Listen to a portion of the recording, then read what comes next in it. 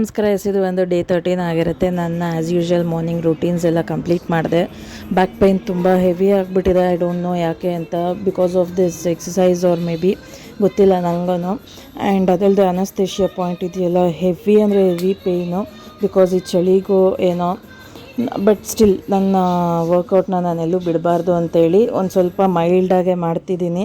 And after that ತುಂಬ ಜನ ಕೇಳ್ತಿದ್ದಾರೆ, ಲೈಕ್ ಡಿ ಎಮ್ ಮಾಡ್ತಿದ್ದಾರೆ, ಎಷ್ಟು ಕರೆಂಟ್ ವೆಯ್ಟ್ ಇದ್ದೀರಾ, ಎಷ್ಟು ಗೋಲ್ ಇಟ್ಕೊಂಡಿದ್ದೀರಾ, ಎಷ್ಟು ಟಾರ್ಗೆಟ್ ರೀಚ್ ಮಾಡಬೇಕು ಅಂತಿದ್ದೀರಾ, ಆ್ಯಂಡ್ ವೀಕ್ಲಿ ಎಷ್ಟು ಕಡಿಮೆ ಆಗ್ತಿದ್ದೀರಾ ಅಂತೆಲ್ಲ. ಸೊ ನಾನು ಅಪ್ಕಮಿಂಗ್ ವೀಡಿಯೋಸಲ್ಲಿ ಹೇಳ್ತಾ ಹೋಗ್ತೀನಿ.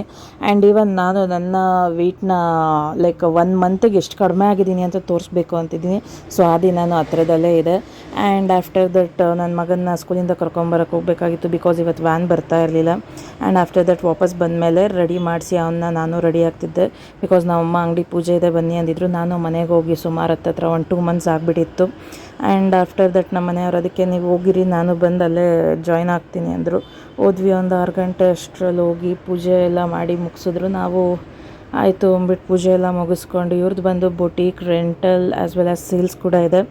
ಆ್ಯಂಡ್ ಆಫ್ಟರ್ ದಟ್ ಅಲ್ಲೇ ಮುಂದೆಗಡೆ ದೇವಸ್ಥಾನ ಫುಲ್ ಗ್ರ್ಯಾಂಡಾಗಿ ರೆಡಿ ಮಾಡ್ತಿದ್ರು ಹನುಮಾನ್ ಜಯಂತಿಗೋಸ್ಕರ. ಹಾಗೆ ನನ್ನ ಮಗನ್ನ ದೇವಸ್ಥಾನಕ್ಕೆ ಕರ್ಕೊಂಡೋಗಿ, ಬಿಕಾಸ್ ಅದ್ರ ದಿನ ಹೋಗೋಕ್ಕಾಗುತ್ತೋ ಇಲ್ವೋ, ರಶ್ಶಲ್ಲಿ ಅವನಿಗೆ ಕರ್ಕೊಂಡು ಅಂತ. ಆ್ಯಂಡ್ ವಾಪಸ್ ಬರ್ತಾ ಅಲ್ಲೇ ರೋಡಲ್ಲಿ ಬಿಸಿ ಬಿಸಿ ಇಡ್ಲಿ ದೋಸೆ ಎಲ್ಲ ಹಾಕ್ತಿದ್ರು.